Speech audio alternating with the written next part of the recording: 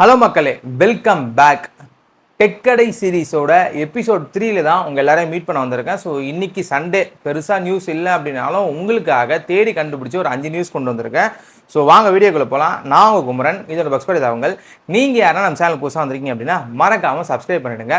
So நம்ம பார்க்க போகிற எபிசோட் 3ல ஃபஸ்ட் நியூஸ் என்ன அப்படின்னா சாம்சங்கை பற்றி தான். சாம்சங்கோட அன்பேக்ட் ஈவெண்ட் நடக்க போகுது ஜூலை 22. ஸோ இதில் வந்து பார்த்தீங்கன்னா என்னென்ன ப்ராடக்ட்ஸ் லான்ச் பண்ண போகிறாங்க, எதுக்காக இந்த ஈவெண்ட் அப்படின்றது தான் இன்றைக்கி நம்ம பார்க்க போகிறது. ஃபஸ்ட்டு இதில் ஒரு 5 ப்ராடக்ட் லான்ச் பண்ணுறாங்க. அதில் வந்து Z Fold 8, Z Fold 8 Ultra, Z Flip 8, அதுக்கப்புறம் வாட்ச் 9, அதுக்கப்புறம் வாட்ச் அல்ட்ரா செகண்ட் ஜென்ரேஷன், இதெல்லாம் ப்ராடக்ட் லான்ச் ஆகுதுங்க. இது கூடவே One UI 9 கண்டிப்பாக ரிலீஸ் ஆகும். இது இல்லாமல் கேலக்ஸி AI, அவங்க ஏஐ பற்றி தானே நிறைய பேசுகிறாங்க, அந்த மாதிரி ஏஐ பற்றி பார்த்திங்கன்னா நிறைய அப்டேட்ஸ் ரிலீஸ் ஆக போகுது. ஸோ இதில் வந்து பார்த்திங்கன்னா என்னென்ன பண்ண போகிறாங்கன்றத அந்த ஈவெண்ட்டை பார்த்தா நமக்கு இன்னும் கொஞ்சம் கிளாரிட்டி கிடச்சிரும். ஸோ ப்ரைஸிங் என்ன லான்ச் பண்ண போகிறாங்கன்றது தான் இந்த 5 ப்ராடக்ட்டோட இதுவே. ஸ்பெக்கு லீக் ஆகிடுச்சு, ஆனால் ப்ரைஸிங் தான் என்னன்னு பார்க்கணும். ஏன்னா இப்போ ஏறிக்கிட்டு இருக்க ப்ரைஸ்லாம் வச்சு பார்க்கும்போது நெஞ்செல்லாம் வலிக்குது. சரிப்பா, ரெண்டாவது நியூஸ் என்ன அப்படின்னா இது வந்து ஆப்பிளோட ப்ரைஸ் இன்க்ரீஸ் ஜப்பானில் நடந்திருக்கு. ஸோ செகண்ட் நியூஸ் அதுதான். அவங்க ஐஃபோன் சீரீஸில் வந்து இப்போ லேட்டஸ்ட்டாக லான்ச் பண்ண 17 சீரீஸ் எல்லாமே வந்து பார்த்திங்கன்னா ப்ரைஸ் ஏற்றி விட்டாங்க ஜப்பானில். எந்த அளவுக்கு ஏறி இருக்குது அப்படின்னா ஐஃபோன் 17e 8%, 17 வந்து 10%, ஐஃபோன் 17 ப்ரோ வந்து 8.3%, 17 ப்ரோ மேக்ஸ் வந்து 10.3%, ஐஃபோனோட ஏர் வந்து பார்த்தீங்கன்னா 11.3%, ஐஃபோனோட 16 8.7% ப்ரைஸ் இன்க்ரீஸ் பண்ணியிருக்காங்க ஜப்பானில். ஸோ இதிலிருந்து நம்ம என்ன தெரிஞ்சுக்கலாம் அப்படின்னா அவ்வளோ பெரிய மார்க்கெட்டில் ஜப்பான் அப்படின்னாலே ஒரு ப்ரீமியம் மார்க்கெட்னு கூட சொல்லிக்கலாம். அந்த இடத்துலேயே ப்ரைஸ் ஏற்றிட்டாங்க. ஸோ வரும் காலங்களில் வரும் காலம்லாம் போக தேவையில்லை, இன்னொரு 1 வீக் ஆர் 10 டேஸ்லேயே வந்து பார்த்திங்கன்னா இந்தியாலையும் ப்ரைஸ் ஏற்றலாம். ஸோ நீங்கள் யாருன்னா மொபைல் வாங்க போகிறீங்க, ஆப்பிள் டிவைசஸ் வாங்கணும் அப்படின்னா தயவு செய்து போய் வாங்கிருங்க. இல்லைப்பா என்கிட்ட இருக்குன்னு அடுத்த 3 வருஷத்துக்கு நான் வாங்க மாட்டேன் அப்படின்னா ஜாலியாக இந்த நியூஸை பார்த்துட்டு இருந்துக்குங்க. பட் ப்ரைஸ் இன்க்ரீஸ் கன்ஃபார்ம் ஆகிடுச்சு.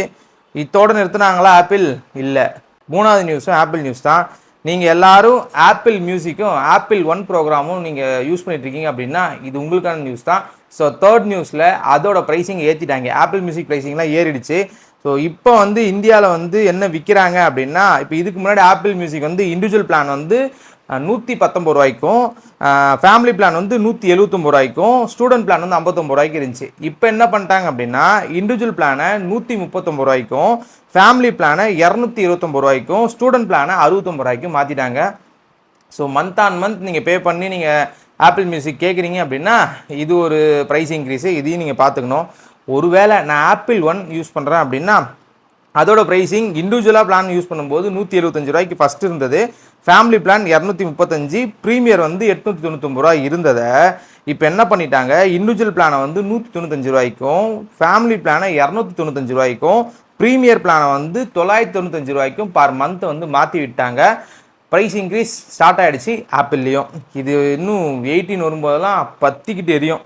சரிப்பா, ஃபோர்த் நியூஸ் என்ன அப்படின்னா நேற்று தான் வந்து பார்த்திங்கன்னா பிக்சலோட 11 ப்ரோ அப்புறம் வந்து பிக்சல் ஃபோல்டு இதை பற்றின நியூஸ் எல்லாமே பார்த்தோம்.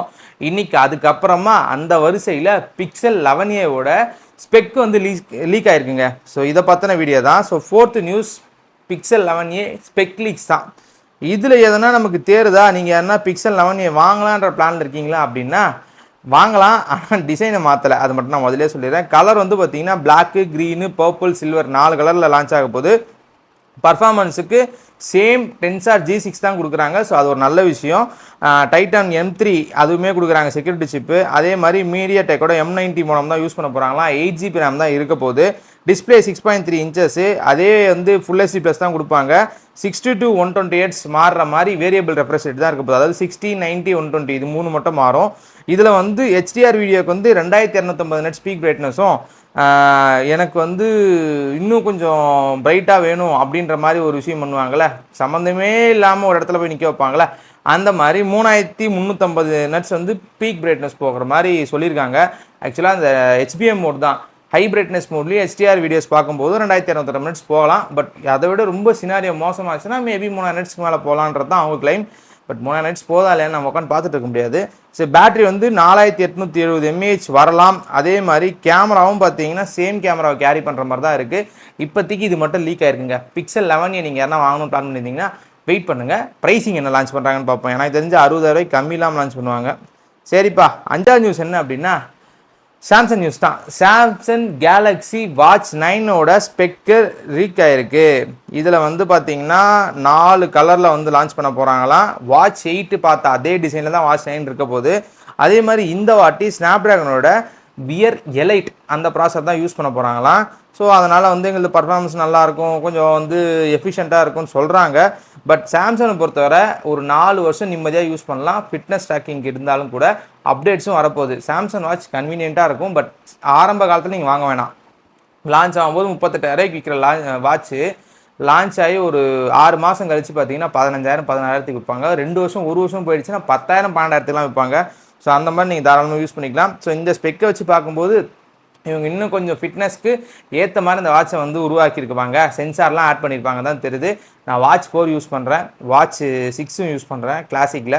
ஸோ ரெண்டுமே எனக்கு இன்றைக்கி தேதிக்குமே ரொம்ப கன்வீனியண்ட்டாக இருக்குது. அப்டேட்ஸ் வந்துட்டு இருக்குது. சாம்சங் பே யூஸ் பண்ண முடியுது. இன்றைக்கி பிபி அதே மாதிரி வந்து பார்த்தீங்கன்னா இசிஜி இந்த மாதிரி ஒரு சில எக்ஸ்ட்ரா கிமிக்ஸ் ஆப்ஷன்ஸும் இருக்க போது. இன்னும் நீங்கள் வாட்ச் 8லாம் வாங்கினீங்கன்னா இன்னும் அதை விட அதிகமான சென்சார் இருக்க போது அதுக்கேற்ற மாதிரி வந்து பார்த்தீங்கன்னா பிளட் லெவலில் குளுக்கோஸ் எவ்வளோ இருக்குன்றது வரைக்கும்லாம் பார்க்க முடியும்னு சொல்கிறாங்க. பட் அது எதுவுமே மெடிக்கலுக்கு செட் ஆகாது. மெடிக்கல் ரெஃபரன்ஸுக்கு வந்து பார்த்தீங்கன்னா நீங்கள் தேவைப்படுறத பார்த்துக்கலாமே தவிர இதை வச்சுட்டு நீங்கள் எந்த ஒரு இதுலேயுமே போய் சண்டைலாம் போட முடியாது. பட் கொடுத்துருக்காங்க, தெரிஞ்சுக்கங்க, புரிஞ்சுக்கங்க, அவ்வளோதான். ஸோ அவ்வளோதாங்க, வேறு எதுவும் பெருசாக நியூஸ் எதுவும் வரலை. ஸோ நாளைக்கு நம்ம இதை விட நிறைய நியூஸை நம்ம பார்க்கலாம். ஸோ நீங்கள் என்ன நம்ம சேனலுக்கு புதுசாக வந்தீங்க அப்படின்னா சப்ஸ்கிரைப் பண்ணுங்கள். ஸோ அவ்வளோதான் இந்த வீடியோ பிடிச்சினா லைக் பண்ணுங்கள், சப்ஸ்கிரைப் பண்ணுங்கள், ஷேர் பண்ணுங்கள். மறக்காமல் இந்த வீடியோ பிடிச்சிருந்தா ஷேர் பண்ணுங்கள். Thank you friends.